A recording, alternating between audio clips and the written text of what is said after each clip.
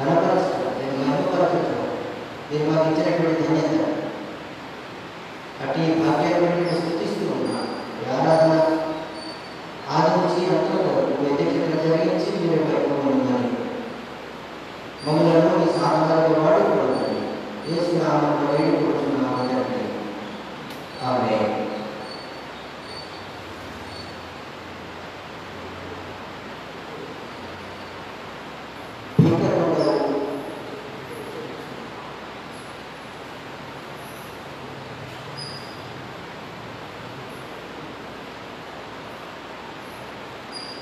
ఆంధ్రప్రదేశ్ కీర్తన ఈ 2:2 కీర్తన ప్రబలముగానే ప్రస్తుతించుగా ప్రభుని ప్రబలని అనే కీర్తనలను వాడుకొని ఆరాధన ప్రవేశిద్దాం. ఒక బెంచ్లో ఒకరు కూర్చుంటే నెక్స్ట్ బెంచ్లో ఇద్దరు కూర్చోండి. ఒకరు కూర్చున్న వాళ్ళు మధ్యలో కూర్చుంటే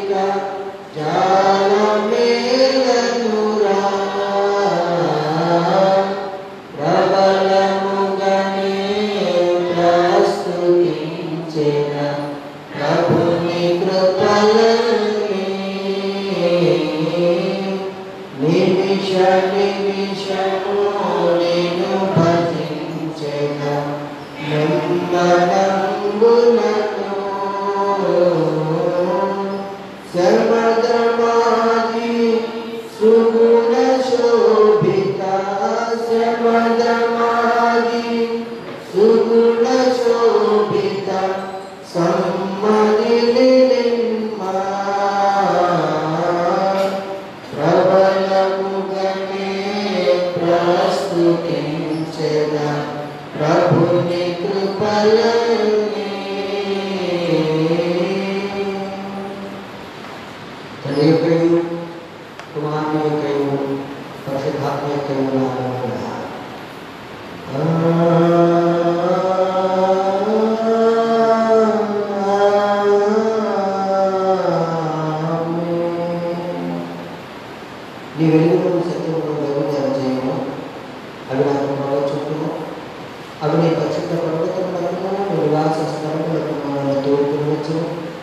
అప్పుడు నేను దేవుని బలిపీఠం వద్దకు నాకు ఆనంద సంతోషము దేవుడు చేయను. దేవా నా దేవా, సితారా వాయించు నీకు కృతజ్ఞతాస్తుతులు చెల్లించగలను. ప్రభువునందు ప్రియులారా, యథార్థ హృదయంతో మన తండ్రి అయిన దేవుని సమీపించి ఆయన ఎదుట మన పాపలను కప్పుకొని మన ప్రభువు యేసుక్రీస్తు పేరిట మనకు క్షమాపణ దయచేయమని వేడుకుంటాం. ప్రభువు నామము వలననే మనకు సహాయము కలుగుచున్నది.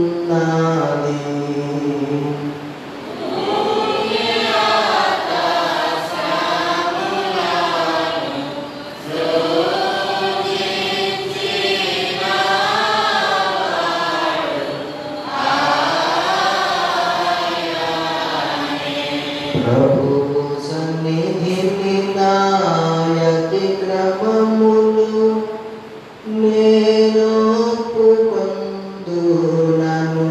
కొంటిని.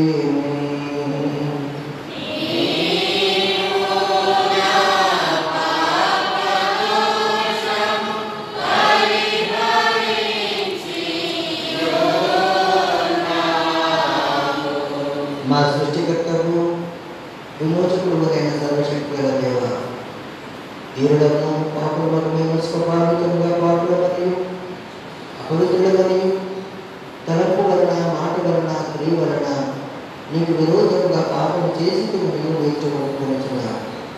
కావున మేము మా ప్రభుని యేసుక్రీస్తు నిమిత్తమున నీ కృపను వదలుచు వేడుకొనుచు వదిలేని కనికరము వలన ఎందుకు వాస్తవమునకై వచ్చుచున్నాము. మా ప్రభు చనిపోవుటకై నీ తండ్రి కుమారునిచ్చిన కరుణగల దేవ, మమ్మల్ని కనికరించి ఆయన నిమిత్తమున మా సమస్త పాపములకు క్షమాపణ దయచేయండి. మేము నీ కృప చేయబోతున్నట్లు నిలగొచ్చి చిక్కులకు చేసుకునే జ్ఞానమును, నీ వాక్యములకు తగిన విధేయతను బయట నీ పరిశుద్ధాత్మలో ఉండిపోయి మా ప్రభు యేసుక్రీస్తు ద్వారా వేడుకొనుచున్నాము. ఆమేన్.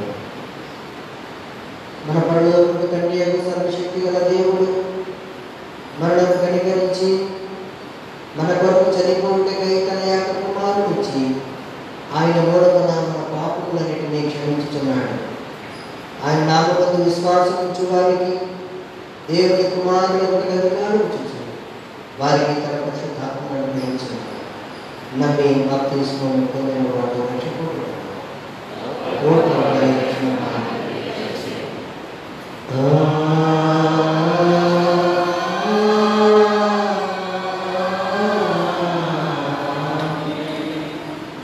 ఋతువు తరువాతి 13వ ఆదివారం కొరకైన ప్రారంభాన్ని చదువుకుంటాం.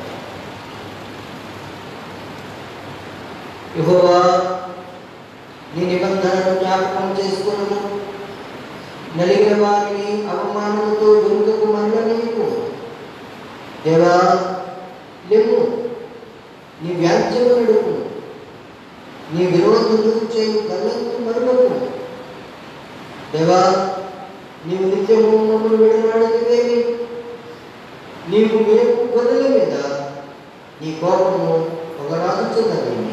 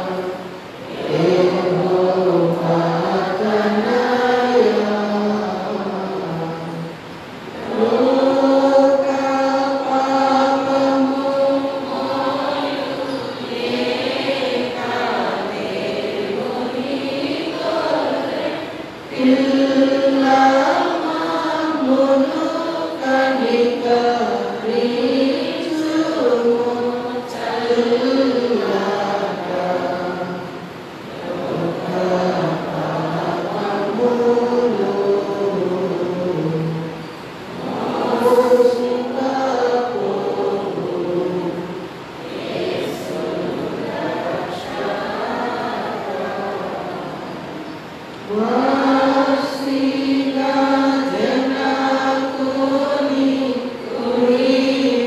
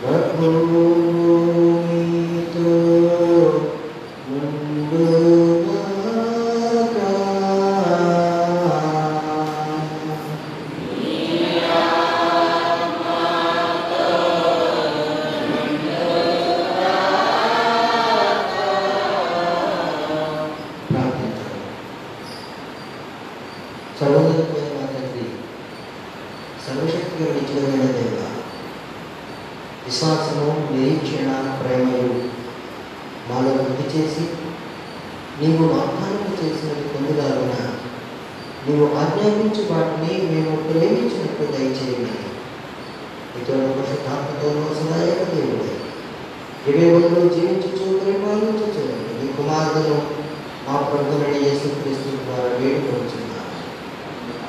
ఆమేన్. కూర్చోనండి.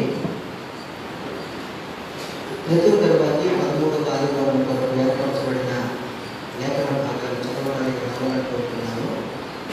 పత్రిక వాక్య భాగము గలతీయులకు రాయబడిన పత్రిక 11వ అధ్యాయం 15వ వచనం నుండి 22వ వచనం.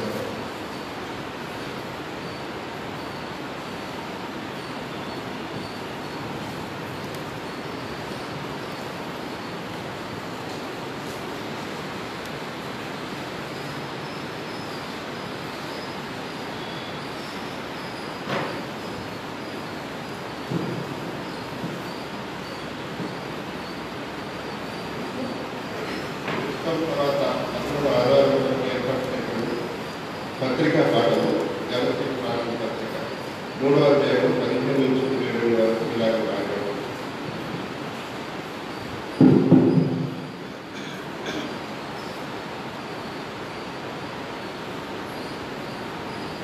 సహోదరులారా, మనుష్య రీతిగా మాట్లాడుతున్నాను.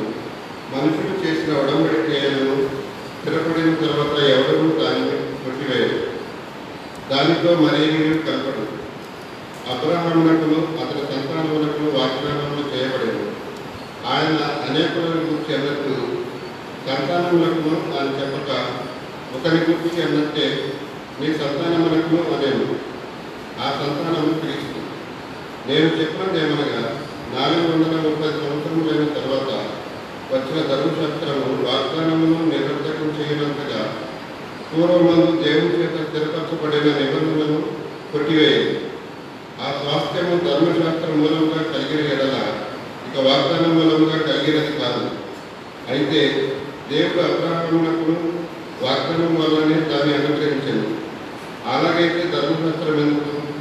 ఎవరికి ఆ వాగ్దానం చేయబడేనో ఆ సంతానము వచ్చే వరకు అతిక్రమములను బట్టి దానికి తరువాత ఇవ్వబడేది. అది మధ్యవర్తి చేత దేవదూతల ద్వారా నియమింపబడింది. మధ్యవర్తి ఒకరికి మధ్యవర్తి కాదు కానీ దేవుడు ఒకడే. ధర్మశాస్త్రము దేవుని వాగ్దానములకు విరోధమైనదా? అట్లనరాదు. జీవింపజేయ శక్తి గల ధర్మశాస్త్రము ఇవ్వబడి ఉన్నాయడలా వాస్తవముగా నీతి ధర్మశాస్త్రం మూలంగానే కలుగును కానీ యేసుక్రీస్తు నందు విశ్వాసం మూలంగా కలిగిన వాగ్దానము విశ్వసించే వారికి అనుగ్రహింపబడినట్లు లేఖనము అందరినీ పాపంలో బంధించింది. ఈ వాక్యం హల్లెలూయా హల్లెలూయా హల్లెలూయా. సువార్త వాక్య భాగము లూకా సువార్త 10వ అధ్యాయము 23వ వచనం నుండి 37వ వచనం. ఓ ప్రభువా నీకు మహిమ కలుగుగాక.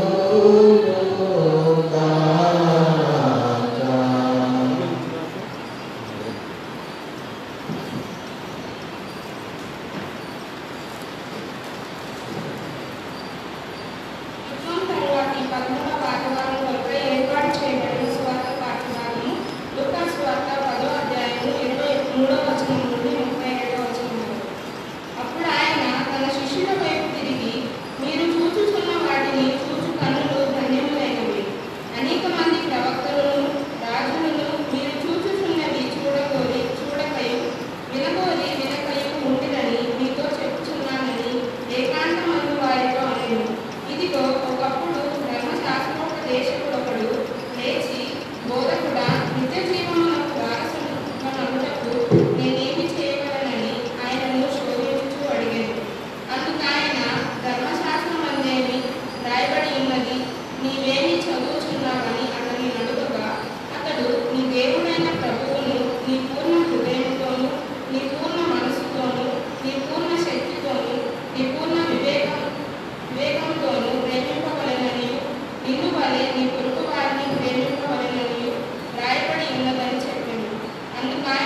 నీవు సరిగా ఉత్తరం ఇచ్చితివి.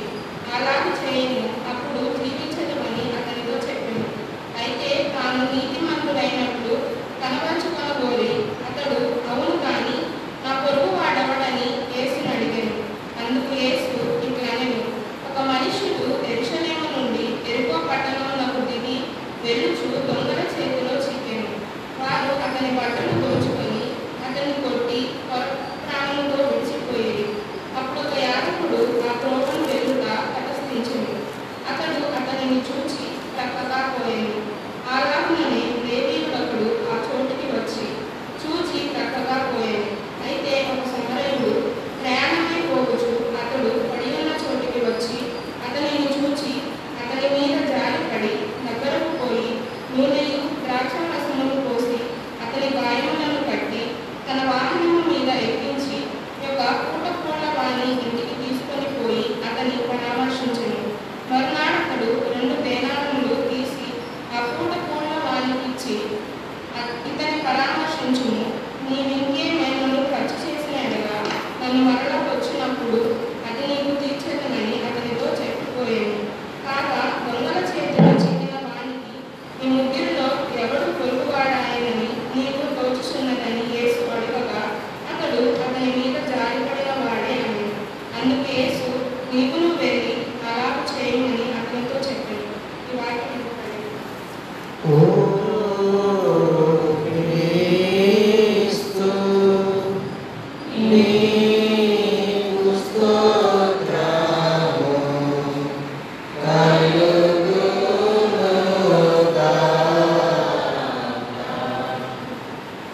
అందరూ అలాగే నిలబడి అపోస్తలుల విశ్వాస ప్రమాణంలో మన విశ్వాసంలో భూమి ఆకాశములను సృజించిన సర్వశక్తి గల తండ్రి అయిన దేవుని నమ్ముచున్నాను. ఆయన ఏక కుమారుడు మన ప్రభువైన యేసుక్రీస్తును నమ్ముచున్నాను. ఈయన పరిశుద్ధాత్మ వలన గర్భం ధరింపబడి కన్యైన మరియకు పుట్టి పొంతి పిలాతు అధికారం కింద శ్రమపడి సిలువ వేయబడి చనిపోయి సమాధి చేయబడిన అదృశ్య లోకంలోనికి దిగినవి. చనిపోయిన వారిలో నుండి 3వ దినమున లేచి పరలోకంలోకి ఎక్కి సర్వశక్తి గల తండ్రి అయిన దేవుని చేరుకున్న నాడగలను అక్కడి నుంచి వచ్చిన మీరు నమ్ముచున్నాను. పరిశుద్ధాత్మ నమ్ముచున్నాను. పరిశుద్ధ క్రైస్తవ సంఘమును, పరిశుద్ధుల సహవాసమును, పాపక్షమాపణ, శరీర పునరుద్ధానము, నిత్య జీవమును నేను నమ్ముచున్నాను. కూర్చోండి. వాక్య ధ్యానంలో వెళ్ళడానికి సిద్ధపడుతూ ఆంధ్రప్రదేశ్లో కీర్తన పుస్తకంలో 173వ కీర్తన, ఈ చిన్న పుస్తకంలో 54వ కీర్తన, యేసుని ప్రేమను నియమాలను ఎప్పుడు తలచండి మనస అనే కీర్తన. పల్లవి మొదటి 2 చరణాలు, చివరి చరణం పాడుతుంది.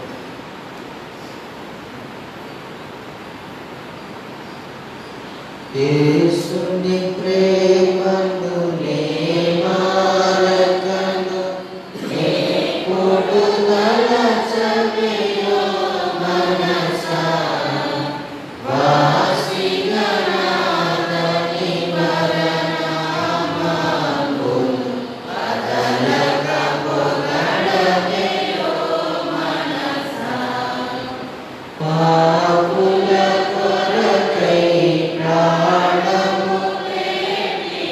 ప్రభు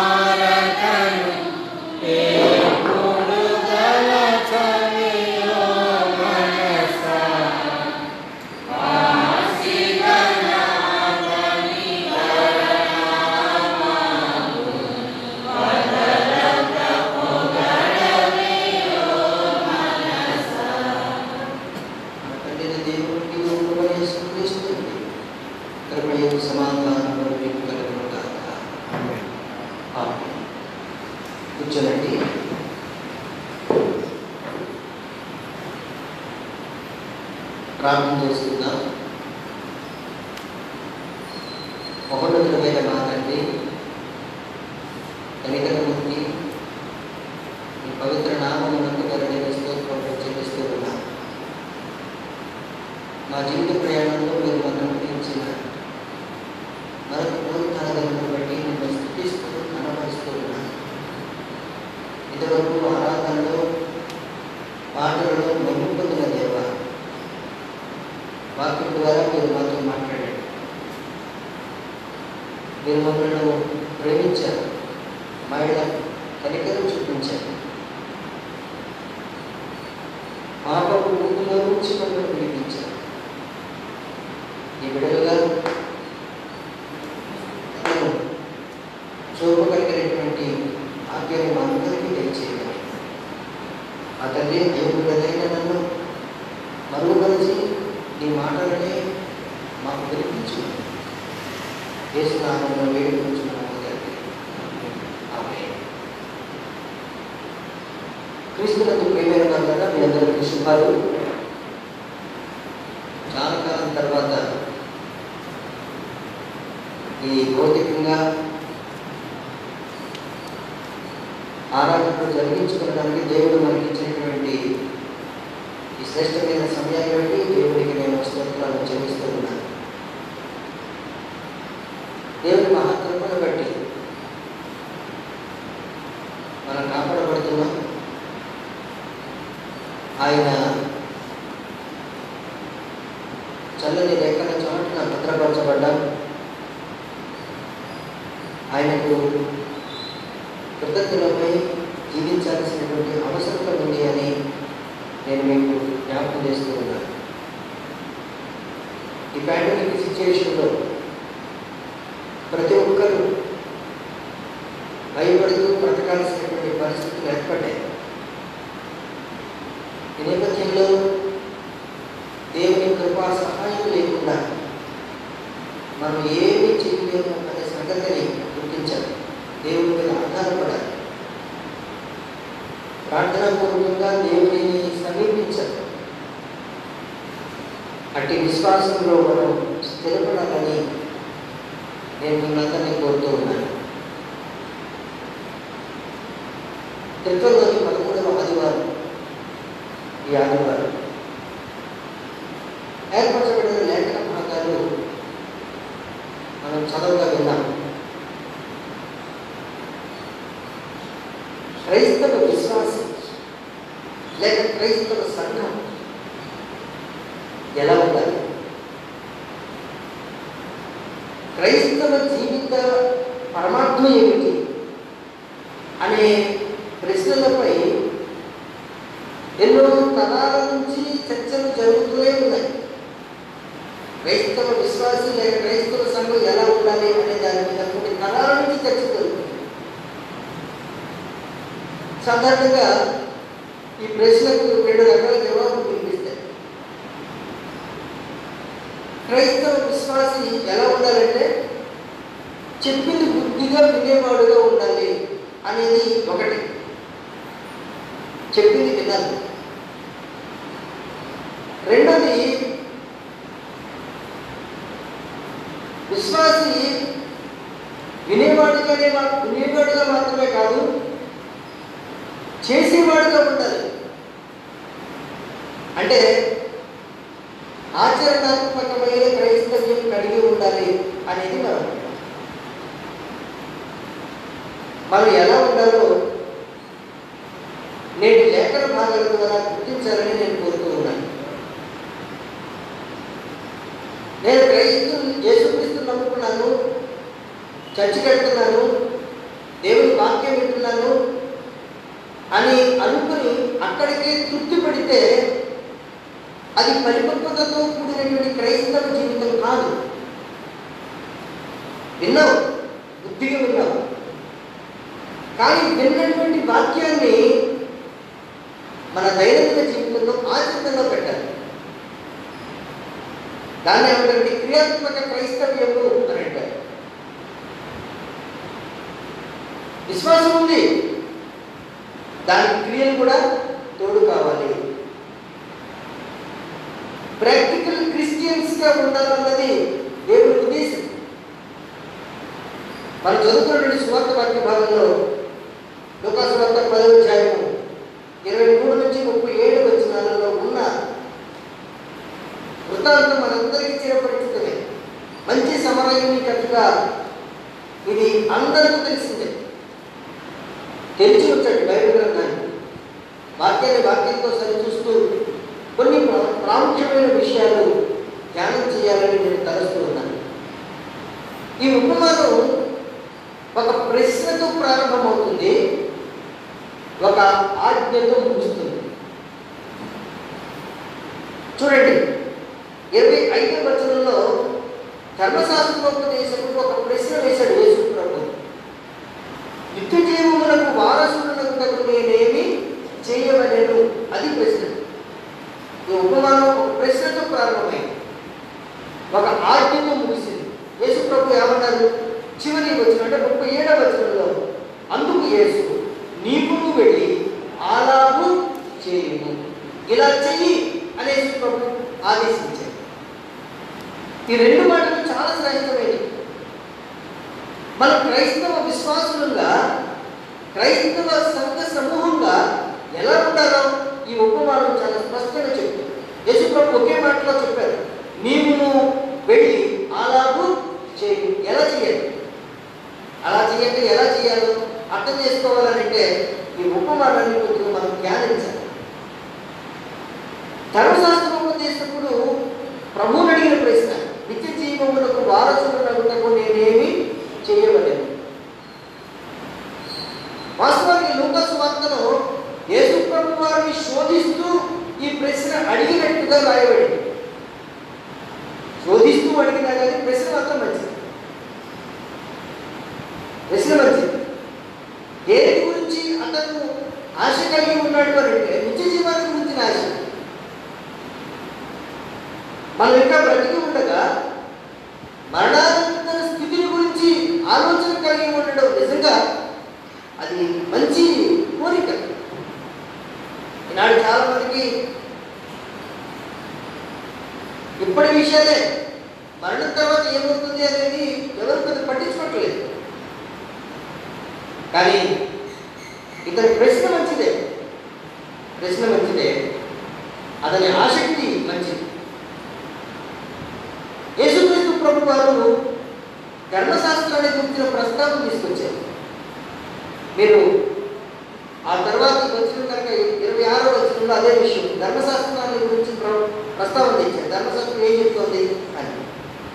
అతను 27వ వచనంలో ధర్మశాస్త్రం యొక్క సారాంశాన్ని చెప్పాడు. ఇది 2 మాటల్లో మనం గమనించాలి. నీ దేవుని ప్రేమించు, నీ పొరుగు వారిని ప్రేమించు. ఒకసారి యేసు ప్రభు వారిని ఒక ప్రశ్న అడిగారు. ధర్మశాస్త్రం చాలా పెద్దది, ధర్మశాస్త్రంలో ముఖ్యమైన ఆజ్ఞ ఏది అని అడిగారు. అడిగితే ప్రభు వారు ధర్మశాస్త్రాన్ని అంతటినీ క్రోడీకరించి ఇవే చెప్పారు. నీ తండ్రి నుండి నీ దేవుడిని నీవు పూర్ణ హృదయంతో, పూర్ణాత్మతో, పూర్ణ మనస్సుతో ప్రేమించాలి, నిన్ను వలె నీ పొరుగు వారిని ప్రేమించాలి. ఈ 2 ఆజ్ఞలు ధర్మశాస్త్రానికి అంతటికి, ప్రవర్తన ప్రవచనాలకు కేంద్రమై ఉన్నాయి అనేసి ప్రభు చెప్పారు. కాబట్టి ఈ ధర్మశాస్త్రోపదేశకుడికి ధర్మశాస్త్ర పరిజ్ఞానం ఉంది. ఆ 27వ వచనంలో అదే చెప్పారు. నీ దేవుడైన ప్రభువును నీ పూర్ణ హృదయంతోనూ, నీ పూర్ణ మనస్సుతోనూ, నీ పూర్ణ శక్తితోనూ, నీ పూర్ణ వివేకంతోనూ ప్రేమింపవలను, నిన్ను వలె నీ పొరుగు వారిని ప్రేమింపవలను. ప్రభు వారు అన్నారు, నువ్వు చాలా బాగా చెప్పావయ్యా, ధర్మశాస్త్రం చెప్పింది చేస్తే నువ్వు బ్రతుకుతావు అని అన్నారు. ధర్మశాస్త్రోపదేశకుడికి మళ్ళా ఇంకో ప్రశ్న వచ్చింది. ధర్మశాస్త్రం నీ పొరుగు వారిని ప్రేమించు అని చెప్పింది కదా, మరి నా పొరుగువాడెవడు? అది ప్రశ్న. నీ పొరుగు వారిని ప్రేమించు అని ధర్మశాస్త్రం చెప్తుంది, నా పొరుగువాడెవడు? ఆ ప్రశ్న అడిగాడు యేసు ప్రభు. యేసు ప్రభు వారిని ధర్మశాస్త్రం చేశాడు. 29వ కూడా ఈ మాట ఉన్నాయి, నా పొరుగు వాడు ఎవరు, నేను ఎవరిని ప్రేమించాలి. ధర్మశాస్త్రోపదేశకుని రెండవ ప్రశ్నకు యేసు ప్రభు వారు మంచి సమరయుని ఉపమానం చెప్పారు. ఈ ఉపమానాన్ని అర్థం చేసుకోవడానికి ఈ ఉపమానంలో ఉన్నటువంటి వ్యక్తులను 3 రకాలుగా విభజించి ధ్యానిస్తే బాగుంటుందని నేను తలుస్తున్నాను. మొదటి వారు బాధితులు. మనకు ఈ ఉపమానంతో తెలుసు కనుక నేను డీటెయిల్డ్గా కాకుండా కొంచెం క్లుప్తంగా తీసుకుని వెళ్తాను. బాధితుడు చూడండి, 30వ వచనంలో ఉన్న మాట. అందుకు యేసు ఇట్లనెను, ఒక మనుష్యుడు యెరూషలేము నుండి యెరికో పట్టణమునకు దిగి వెళ్ళుచు దొంగల చేతిలో చిక్కెను. వారు అతని బట్టలు దోచుకొని అతని కొట్టి పొరప్రాణముతో విడిచిపోయేది. దొంగల చేతికి చిక్కి దోచుకోబడి కొట్టబడిన బాధితుడు.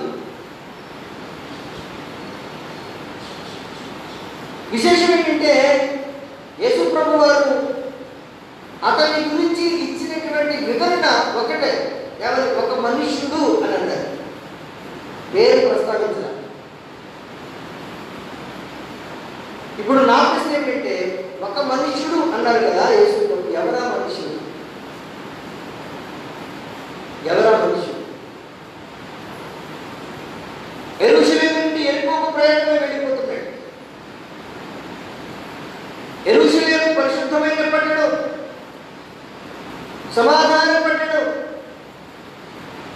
ఆ పరిశుద్ధమైన సమాధానకరమైన పట్టణం నుంచి యెరికోకు వెళ్ళిపోతున్నాడు. శపితమైనటువంటి పట్టణం యెరికో. నేను యెహోషువ గ్రంథం 6వ అధ్యాయము 21 నుంచి 27 వచనాలు తర్వాత చదవండి. యెరికో శపితమైన పట్టణం. పరిశుద్ధమైన పట్టణం నుండి, సమాధాన పట్టణం నుండి ఎక్కడికి వెళ్ళిపోతున్నాడు? శపితమైన పట్టణానికి వెళ్ళిపోతున్నాడు. ఎవరికి? జీవ జలములు ప్రవహించు పట్టణము నుండి నిస్సారమైన మరణకరమైన స్థలానికి దిగిపోతున్నాడు. ఎవరికి? ఎవరు? ఆ వ్యక్తి ఎవరో తెలుసుకోవడానికి మనం 2000 సంవత్సరాల వెనక్కి వెళ్ళాల్సిన అవసరం ఉంది. ఈరోజు ఆ వ్యక్తి ఎవరో మనం గుర్తించవచ్చు. ఎవరిని ఉద్దేశించి ప్రభు వారు చెప్పారు అనేది కనుక మనం ఆలోచన చేస్తే, నైతికంగా ఆత్మీయంగా దిగజారిపోయి పాపము చేత పట్టబడిన ఎవరైనా కావచ్చు, నువ్వైనా నేనైనా ఎవరైనా కావచ్చు. ఎవరైతే దైవ సన్నిధిని విడిచిపెట్టి, పరిశుద్ధ జీవితాన్ని విడిచిపెట్టి పాపపు స్థితికి దిగజారిపోయారో వారెవరైనా కావచ్చు, వారు సాతాను చేత కొట్టబడిన వారు, సాతాను చేత దోచుకోబడిన వారు, ఆధ్యాత్మిక ఉన్నత శిఖరాల నుండి పాపపు లోయలోనికి దిగిపోయిన వారు ఎవరైనా సరే, నువ్వైనా అయ్యుండొచ్చు, ఎరుకోకు వెళ్తూ దొంగల చేత దోచుకోబడిన బాధితులు వంటి వారే. ఒక చిన్న సంఘటన నాకు జ్ఞాపకానికి వస్తుంది. దావీదు జీవితంలో జరిగిన సంఘటన, సమూయేలు 2వ గ్రంథం 12వ అధ్యాయంలో ఉన్నటువంటి సంఘటన. దావీదు దేవునికి ప్రియుడు, కానీ దావీదు బత్షెబాను మోహించి ఆమెతో పాపం చేసి ఆమె భర్త అయినటువంటి ఊరియాను చంపించి కథ సుఖాలు అయిపోయింది అనుకున్నాడు. ఇక నాకు అడ్డు దొరికిపోయింది, ఇది ఎవరు చూడలేదు అనుకున్నాడు, ఎవరికి తెలియదు అనుకున్నాడు. కానీ దేవుడు చూస్తున్నాడు కదా. చాలామంది ఈరోజు వాళ్ళ హృదయ ఆలోచనలు, వాళ్ళు చేసే పనులు ఎవరికి తెలుసు, ఎవరికి తెలియదు అనుకుంటారు. కానీ దేవుడికి మరుగైనది ఏది లేదు. ఒకరోజు దేవుడు నాతను ప్రవక్త పంపించాడు. నాతను ప్రవక్త కథ చెప్పాడు. కథ చెప్పి దావీదుకు వివరించినప్పుడు దావీదు ఒక ప్రశ్న అడుగుతాడు, ఆ కథలో వ్యక్తి ఎవరు అని. అప్పుడు నాతాను ఒక మాట చెప్పాడు, ఆ మనుషులకు నీవే, ఆ మనుషులకు నీవే. యేసు ప్రభు వారు పరిశుద్ధ స్థలం నుంచి పాపపు స్థితికి పడిపోతున్నటువంటి వాడు, దిగిపోయినటువంటి వారిని ఉద్దేశించి ఒక మనుషుడు అన్నారు. ఆ మనుషుడు ఎవరు అంటే ఎవరైనా కావచ్చు, ఎవరైనా కావచ్చు. పాపంలోనికి జారిపోయినటువంటి ప్రతి ఒక్కరూ ఆ మనుషుడు వంటి వారే. దావీదు ఆ సమయానికి నాతాను చెప్పాడు దావీదు, ఆ మనుషుడము నీవే. దేవిన వల్ల పాపం చేసి సాతాను చేతికి చిక్కిన ప్రతి వాడు ఎరుగోత్రంలో దొంగల చేత కొట్టబడిన ఆ ఒక మనుషుని వంటి వాడే. అది నువ్వైనా నేనైనా కావచ్చనే సంగతిని నేను మీకు జ్ఞాపకం చేస్తూ ఉన్నాను. భాష భేదం లేదు, ప్రాంతీయ భేదం లేదు, జాతి మత కుల భేదం లేదు, ఎవరైనా కావచ్చు. బాధితుడు దొంగల చేత దోచుకోబడ్డాడు, పట్టబడ్డాడు. రెండవ గుంపు భారం అనుకున్నవారు. ఆ త్రోవలో యాజకుడు వెళ్ళాడు, లేవీయుడు వెళ్ళాడు, ప్రయాణం చేశాడు. ఆ బాధితుడిని చూశాడు, దానికి ప్రకటించి వెళ్ళిపోయాడు.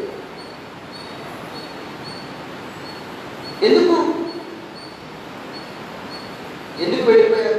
బహుశా అతను చనిపోయాడు అనుకున్నారేమో.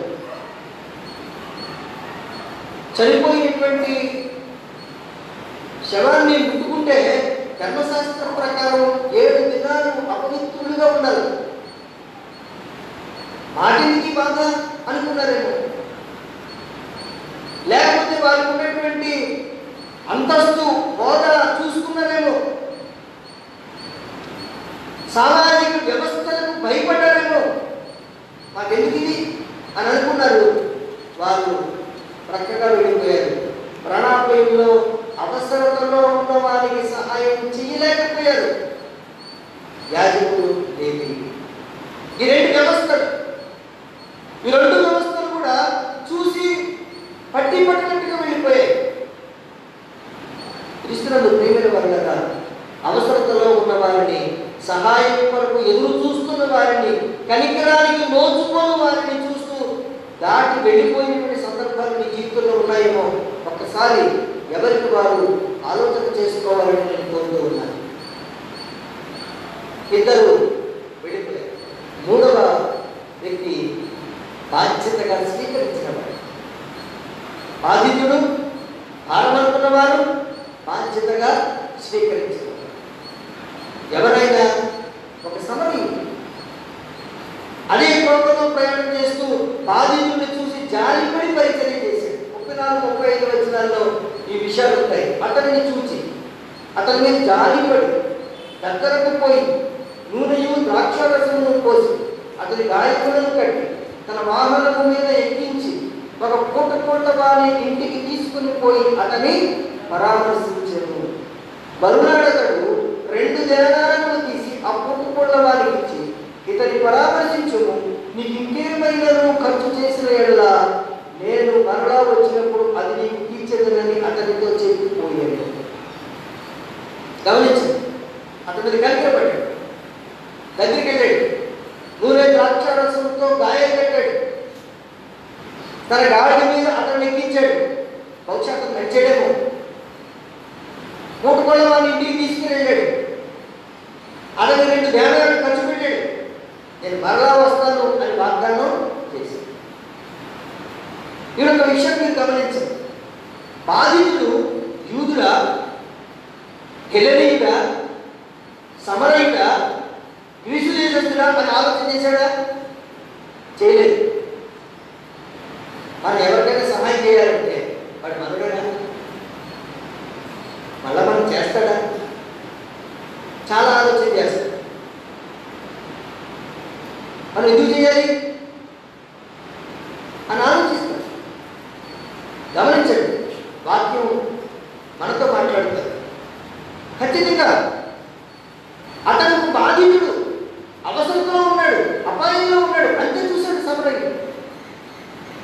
అతని గుణం ఏంటి, అతని రంగు ఏంటి, అతని భాష ఏంటి, ఇవేం చూడాలి.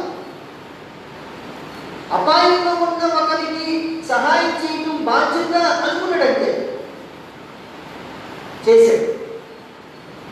ఇదంతా చెప్పి ప్రభువారు అడిగినటువంటి ఒక ప్రశ్న ఏమిటంటే, దొంగల చేతిలో చిక్కబడిన ఆ బాధితుడికి ఈ ముగ్గురులో ఎవరు పొరుగువాడు? నువ్వే చెప్పి కథ విన్నావు కదా అని అడిగేది. అప్పుడు అతను ఏమన్నాడు?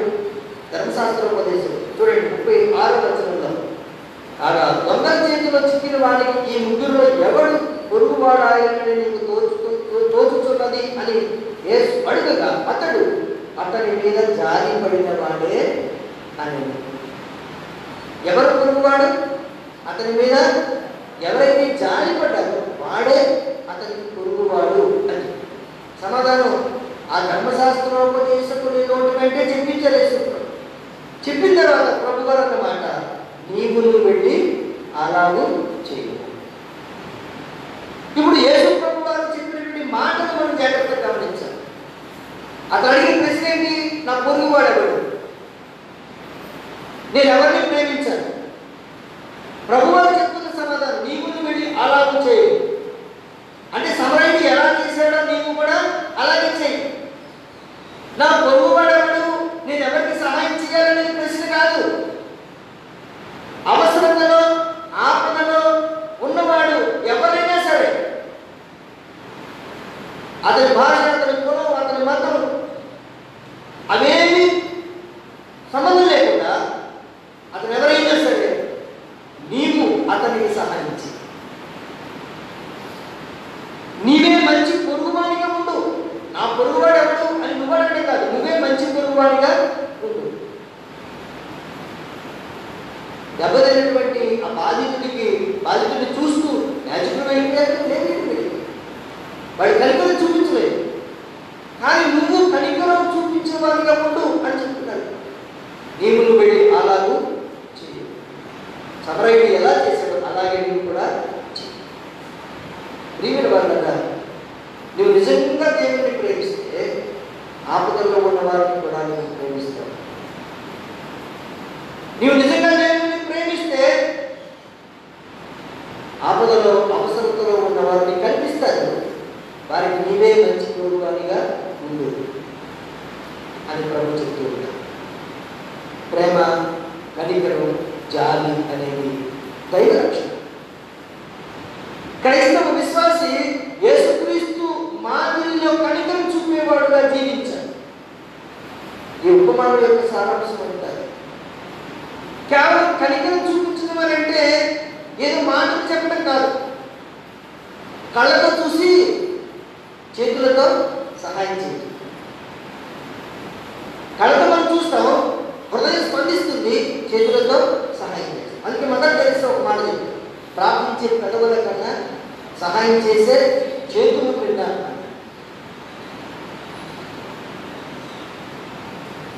యేసుక్రీస్తు ఆచరించాడు, మన నుంచి ఆశించాడు, మనకు ఆదేశించాడు. అదే ఏంటంటే నీవు ఒక మంచి పొరుగువానిగా ఉండు. నీవు వెళ్ళి అలాగూ చేయు. అలాగూ చేయు. మంచి పొరుగువానిగా ఉండే అవకాశాలు ఇంకెన్నో వచ్చుంటాయి, ఎన్నో దాటిపోయినాము. వాటిని మనం వింటున్నాము. ఎవరికి వారు పరిసరం చేసుకోవాలని నేను కోరుతున్నాను. యేసుక్రీస్తు మనల్ని దాటిపోలేదు.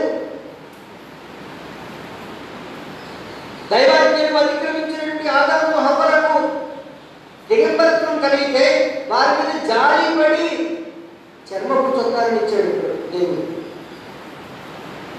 ఎఫెసీయులకు రాసిన పత్రిక 2వ అధ్యాయం 1వ వచనంలో ఒక మాట ఉంది, మీ అపరాధముల చేతను పాపముల చేతను మీరు చచ్చిన వారై ఉండగా ఆయన మిమ్మును క్రీస్తుతో కూడా బ్రతికించెను.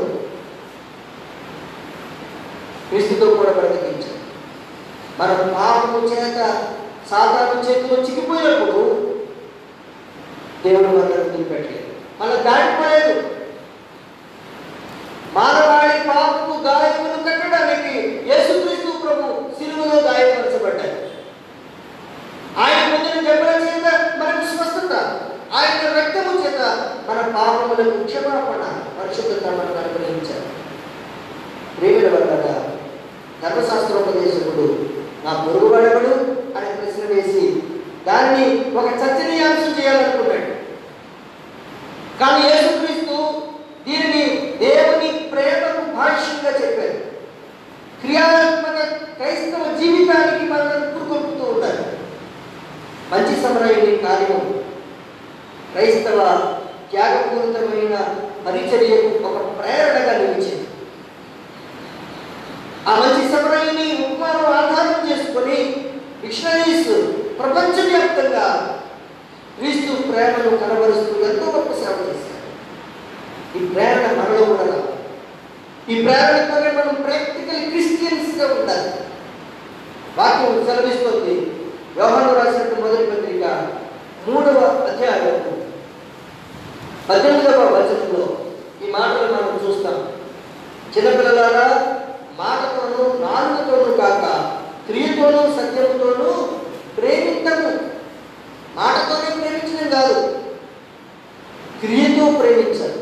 క్రైస్తవ జీవితం ఎలా ఉండాలి అని అంటే క్రియాత్మకంగా ఉండాలి, ఆచరణాత్మకంగా ఉండాలి. అంతేగాని మాటలు చెప్పేదిగా ఉండకూడదు. మనం అవసరంలో ఉన్నవారు, ఆపదలో ఉన్నవారికి మంచి సమరయునిగా, మంచి పొరుగువాడిగా మనమే ఉండాలి అనే విషయాన్ని వాక్యం ద్వారా మీకు తెలియజేస్తూ, అలా ఉండగలగానే పరిశుద్ధాత్మ దేవుడు మీ అందరితోనూ ఆత్మ నడిపింపుని వారిని కోరుకుంటూ ఈ మాటలు చూస్తున్నాను. దేవుడు మిమ్మల్ని నియమించిన గాక. ఆమె సమస్త జ్ఞానాలకు ఇచ్చిన దేవుని సమాధానం యేసుక్రీస్తు వల్ల మీ ఉదయములకు మీ తలంపులకు కావలేను గాక. ఆమె. దేవా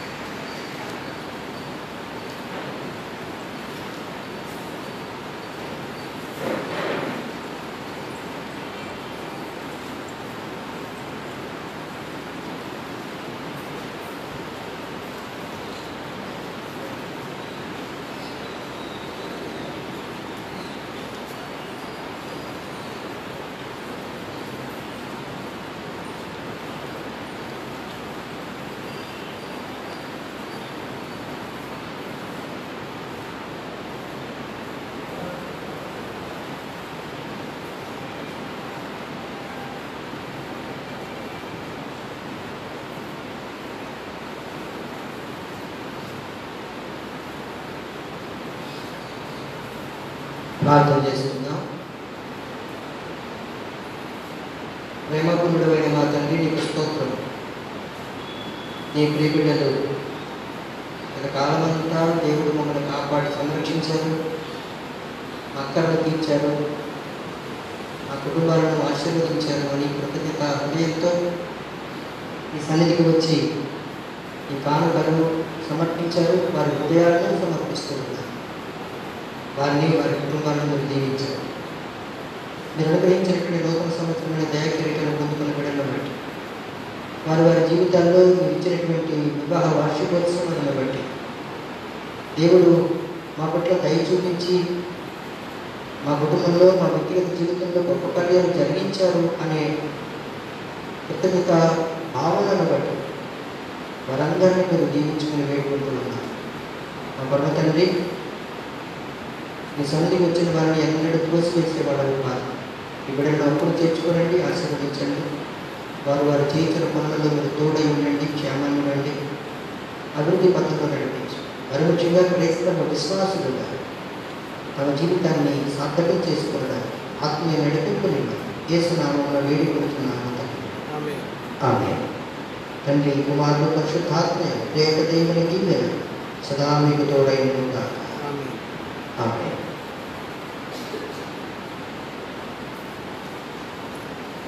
సంఘ కానుకలు సేకరించుకుందాం.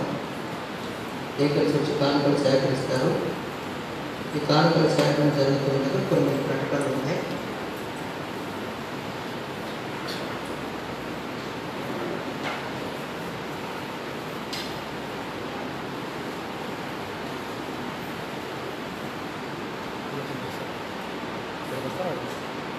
లెక్క చేస్తారు అక్కడ.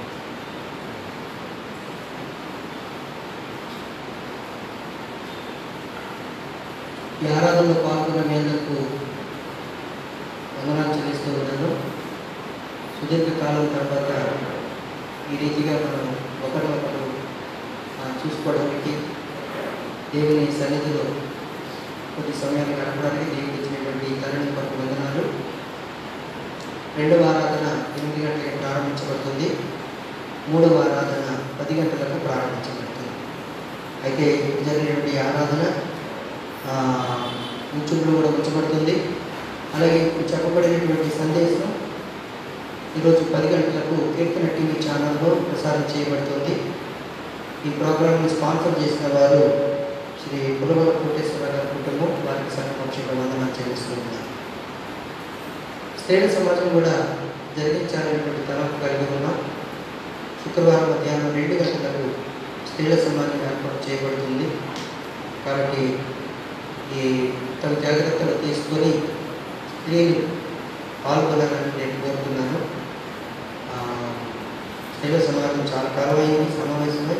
కాబట్టి స్త్రీల సమాజం శుక్రవారం మధ్యాహ్నం 2 గంటలకు జరుగుతుంది అని నేను మీకు జ్ఞాపకం చేస్తున్నాను. వచ్చే ఆదివారం ఇదే విధంగా 3 ఆరాధనలు ఉంటాయి. ఇప్పుడు ఎలా అయితే డిస్టెన్స్ మెయింటైన్ చేస్తూ కూర్చొని ఆరాధనలో పాల్గొన్నారు, అదే రీతిగా వచ్చే ఆదివారం జరుగుతుంది. మరి కొంతమంది మాస్కులు లేకుండా రావద్దని నేను తెలియజేస్తున్నాను.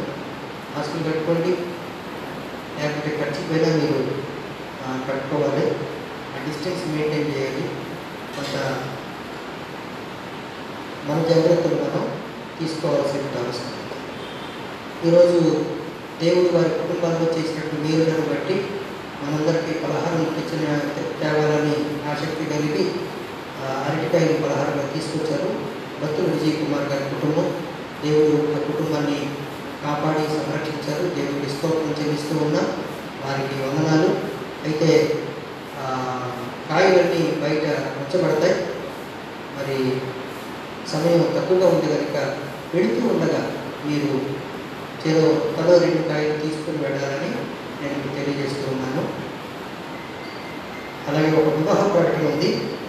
ఏటగ్రహాల కాపురస్తులు గుండ్ర సుబ్బారావు గారి కుమార్తె సుజన్యకును కృష్ణా జిల్లా ఘంటసాల మండలం వేములపల్లి కాపురస్తులు కొల్లబొత్తుల మార్క్ ప్రసన్న కుమార్ గారి కుమారుడు దైవ ప్రణీతుకును ఈ నెల 15వ తేదీ ఉదయం 10 గంటలకు వెస్ట్ ప్యారిష్ చర్చి నందు వివాహం చేయబడుతుంది.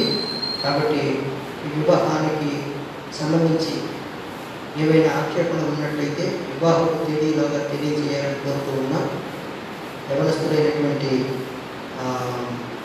దైవ ప్రణీత్ సుజంజల కొరకు ప్రార్థించాలని నేను మిమ్మల్ని కోరుతూ ఉన్నాను. చిన్న ప్రార్థన చేసుకుందాం. ప్రేమల తండ్రి, విజయ్ కుమార్ గారి కుటుంబం తీసుకొచ్చిన పలహారాన్ని మీరు దీవించండి, ఆశీర్వదించండి. ఆ కుటుంబానికి మీరు ఇచ్చినటువంటి క్షేమం కొరకు స్తోత్రములు. రానైన కాలంలో కూడా కృపాక్షేమం వెంట వచ్చినట్టుగా సహాయం చేయండి. యేసు నామమున వేడుకొనుచున్నాము తండ్రి. ఆమేన్. అందరూ లేచి నిలబడి కానుకల సమర్పణ గీతం పాడుకుందాం. అయితే మనకి బయట శానిటైజర్ స్టాండ్ ఒకటి ఏర్పాటు చేశారు. ఆ శానిటైజర్ స్టాండ్ని స్పాన్సర్ చేసిన వారు బిళ్ళా సాకుల గారి కుటుంబం, వారికి చాలా పక్షంగా ఉంటున్నారు. కానుకల సమర్పణ గీతం.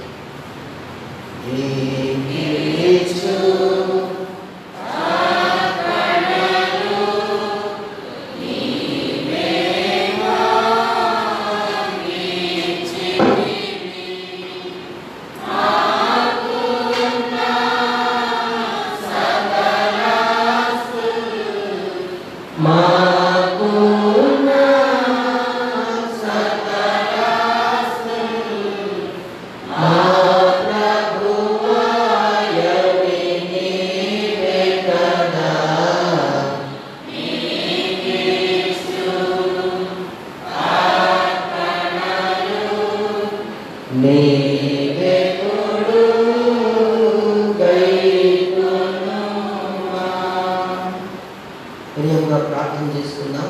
ప్రార్థన ప్రభు ప్రార్థన దైవ దీవెనతో ఆరాధన అందించబడతాం. మహోన్నతమైన మా తండ్రి, సర్వకృపానిధి, మీకు వెల్లడైన స్తోత్రములు చెల్లిస్తూ ఉన్నాం. నీ మహాకృపను బట్టి మమ్మల్ని అందరినీ సజీవుల లెక్కల్లో ఉంచామని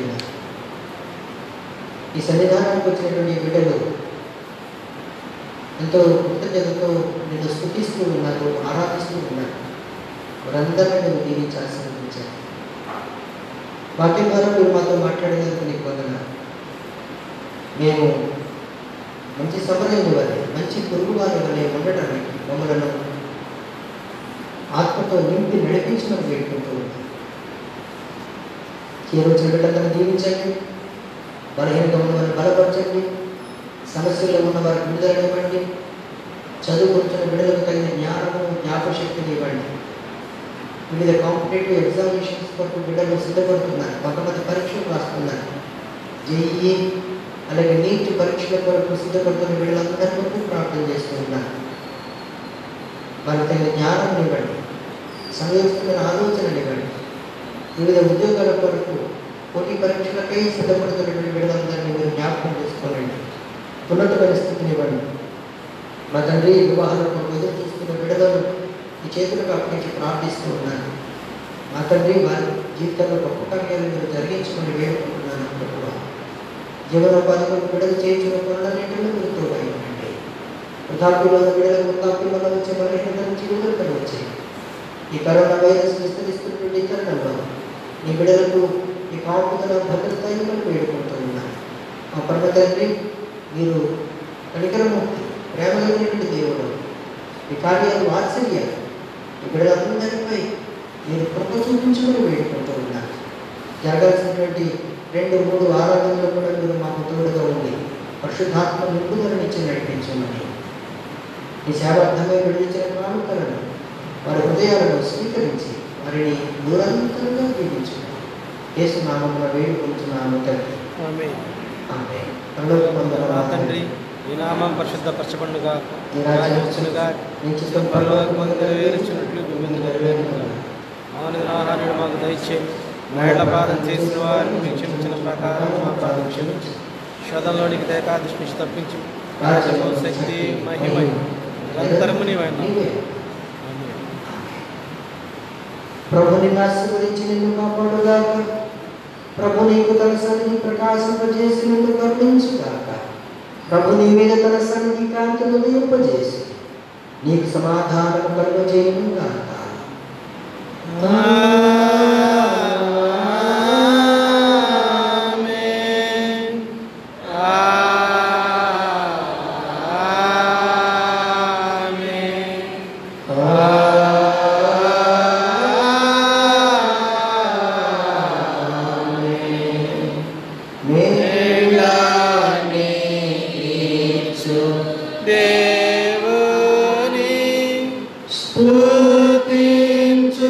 తెలుసా